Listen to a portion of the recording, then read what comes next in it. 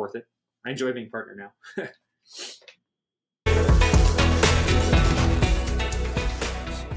So you mentioned that your organization skills and also your leadership skills are two skills that you think is the most difficult, most challenging skills that you're facing with. Talking about the organization skills, is that getting better now when you're a partner? It definitely has been. I think that if it is still a work in progress, but I definitely couldn't have made partner without it improving. Honestly, just the ability to manage the number of clients. There's a certain billing threshold you're supposed to get to at our firm to make partner. And you have to be able to manage and oversee those clients. And if you're not organized, diligent about maintaining organization, you can't stay on top of those clients. A client might email me a couple of work papers for their business return, right? And then 3 weeks later, email me 4 more, and then I get the rest of them a week after that. Well, at that point in time, you can't just assign it to someone if you haven't been maintaining organization the whole time, because you assign it to them, they're looking for the stuff, they're emailing the client's now frustrated because they feel like they provided it. Realizing it doesn't matter how busy you are, taking that time, whether it's once or twice a day, and going through all of your emails and putting those work papers, whether it's in the client folder or it's attaching it workflow or on our server, whatever it happens to be. And the ability to kind of manage incoming and outgoing information like that would have hindered me from being able to grow my ledger and not have clients fire me left and right for not staying on top of their stuff. So talking about managing people, this topic is always a tough topic. It's always so difficult to manage people. So now as a partner at a small CPA firm, I was wondering if you can share one specific example that is very challenging. Most challenging new staff I had to train is funny. Actually, I had 3 years of experience at the firm, and she was just coming into public, but we'd gone to college together, right? And so she's looking at it like we're peers, but I have 3 years of experience in public, and at that point, I'm already a senior. That created a little bit of tension in and of itself. And on top of that, it's really hard to communicate to someone that what you think the deadline for something is or how fast you don't know enough in your first year, 2 years, 3 years. What you think doesn't matter. You need to just take your manager's word for it or your senior's word for it. The biggest struggle with that, it was actually her trying to rush things. It wasn't the opposite of her, not meeting deadlines. It's this thing is due by Friday. She would rush to get it in by Wednesday, but then she'd get back 3 pages of review notes, right? As opposed to take an extra day, self-review, get that in on Thursday, and you don't have to fix anything. And the biggest communication struggle, it wasn't even like teaching a hard skill thing. It was just teaching that ability to pace yourself. And she got better, but ultimately never got all the way there and decided that she would rather go work for the IRS because she found public accounting too stressful. And so that's one that'll stick with me because I felt like I never quite got it right. But I think that everyone should try public accounting. And I think that if you absolutely don't like it, you should also leave. I felt like this person could have really been good. So have you ever had experience with people in opposite way that could take so long to finish a return, but it's just like perfect? Like you probably just need to give 1 or 2 review notes only, but the deadline is Friday at 5 p.m. and the staff just give it to you Friday at 3:30 or 4 p.m. How would you react in that situation? We're small enough that we can tell that that's going to happen probably Thursday at noon. Each partner is responsible for their clients, and so we're typically able to keep a pretty good finger on the pulse. And so I've definitely gone to people where I'm like, look, this thing's due. Sometimes it's a week or it's due in 2 weeks, and you said you were just about done. Oh, I'm really trying to get this one thing right. I'll just be direct and say, just stop. Like you spending 8 more hours at your billing rate, because we do everything hourly, right? We're a bit of a dinosaur that way. We don't have budgets. So like you spending 8 more hours at your billing rate versus me being able to look at it for 45 minutes and have 45 extra minutes to fix this one thing, just hand it in. Just hand it in. So I've definitely had employees struggle with that, but it's normally just a direct conversation and trying to cut it off before it becomes a habit, just making them do it. And it's uncomfortable. Tying back into kind of our earlier conversation, that was always one of the hardest things about estimating for the construction companies. You'll have your whole bid done, but clicking submit is so scary because as soon as you turn it in, you can't fix it and something can go wrong. Luckily, we don't have angry managers or partners here. No one's ever yelling at anyone. No, everything's such a relaxed conversation. It's really being diligent with that person that if you force them to turn it in, be really, really positive when you go over the review of the return with them, right? Because you can't rush them to turn it in and then be hard on them because then they're going to say, oh, I told you I should. It's just being wary of where they're coming from. The person who gets things done a little bit too quickly and turns it in and doesn't really care, that's the person you kind of have to lean a little heavier on in the review. And look, I know you can do better than this. It just take, do a little more self-review. But on the flip side, those people where they're struggling with, because they don't want to turn it in until it's perfect, just being really uplifting with them when you review their stuff, I think helps them realize that, oh, wait, I did turn in. Doesn't matter if I get 4 review comments instead of 1, that's still a great job. I see. Yeah, I know when I move from private to public, the billable hours is always stress me out. Because in private, it doesn't matter. You get the job done and then 8 to 5, you're out of the office. But in public, you have the billable hours. That's a huge change for me from private to public that I was like, all right, I need to pay attention about the billable hours now. Not all public firms are as demanding as yours, though. We don't have any billable hour requirements. We hope employees bill 85% of their hours. We have no billable hour target or requirement, and we require 2,000 hours a year, just like any full-time job. A great employee to us would bill 1,700 hours. Like, that would be amazing in a year. I don't think our employees have quite as much pressure as you do, to get to those billable hours numbers. Yeah, I think the size of the firm affects a lot. Yeah, definitely. People always talk about public versus private. I think that it should be big public, small public, and private. I think it's so different. It's the relationship with your coworkers. It doesn't matter who's reviewing the return. If it's this partner's client, you just go walk into their office and talk to them. It's such a different and kind of more relaxed environment here versus what I've heard from people at Big Four firms. Like, I would really encourage people who are looking into accounting, or even people who are at Big Four accounting, consider small public before you just jump to private, because small public, I think, really is a nice blend of the two. It's a huge change when you move from public to private as well, just like me moving from private to public. And so you never know if private is good for you or you have to come back to public.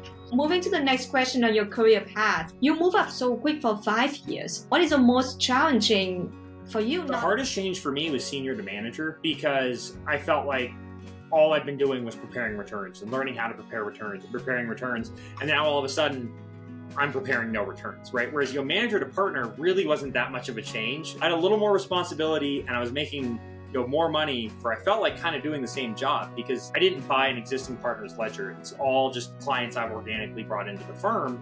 And so I'm managing the same clients, I'm doing the same job for them. But senior to manager was really hard, because preparing returns is almost a little more comfortable, just because at the end of the day, if you do it a little bit wrong, someone's going to review it and catch it.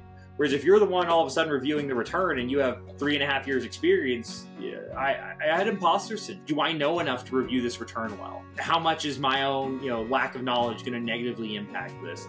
And how should I be spending my time? It feels weird to know that I have 3 returns on my desk to review, and someone has 7 or 8 returns assigned to them, and something comes in. It feels weird to then go assign it to that person. You kind of almost feel bad, like you're passing work down onto people who are already overloaded. Imposter syndrome in that way too, and so that was the hardest year I think I've had, was that transition. And there's a lot of conversations with the existing partners, and saying, hey, I'm struggling with this. I feel like I should be spending more time doing this, and they'd respond, well, no, this person isn't going to learn enough to get to where you are. If you prepare all the hard returns, you're removing the opportunity for them to learn it, right? How are they ever going to be able to review it if they've never even gotten to prepare it? And we set your billing rate at such that clients can only afford to have you work on their returns for 2 to 6 hours. You can't spend 50 hours on preparing a return anymore with your billing rate where it is. That was a challenge, the kind of leadership side that came with being a manager, and especially advancing so quickly. I mean, when you go from someone being your peer to you being their supervisor, kind of, is learning how to navigate that was a bit of a challenge. But we've got a small enough firm and we get along well enough. There are just a lot of honest conversations, and plenty of times where I overstepped or I came down too hard or whatever it was, and I apologize to the person and say, hey, I'm learning how to do this too, and I appreciate your grace. And that was a hard year, but it was worth it. I enjoy being a partner now. So being a partner now, how your life changed? Hours didn't change a whole lot. I was fortunate enough in 2021, I kind of sat down with the ownership, and I was, you have to be collecting this much a year from your clients. You have to, get your license. You kind of have to do these things. We want you involved in the community. In those ways, I was kind of already doing the job. It was almost like a trial run where, hey, prove to us that you can do this. Those things didn't change. The more money is nice. I haven't been partnering long enough, I think, for that to change my lifestyle. I don't have all this extra time for vacations now, because I have all these more clients to work on since I brought them in to help me get my collections up high enough. The biggest change is, and I feel extremely blessed in this way, is that I have the opportunity to impact more things to the firm now. I came back from Leadership Academy and I was like, hey guys, we should do the 24 traits test where it's, your top 3. And so I was like, we should have everyone in the firm do this, and we're going to put up this chart with our stickies and see where we connect and what motivates us. They're like, sure, let's do it. We did that right away. And it's things like, I wanted us to get more involved at University of Nevada, Reno here in town, but also at high schools. And I wanted to promote the accounting profession. I felt like we should be doing more of this as a firm, and that, maybe not next year, maybe not in 3 years, but I was like, hey, if more people go into this field, our firm will benefit in some way. I was able to do things like, hey guys, I really think we should become a corporate partner with the UNR College of Business.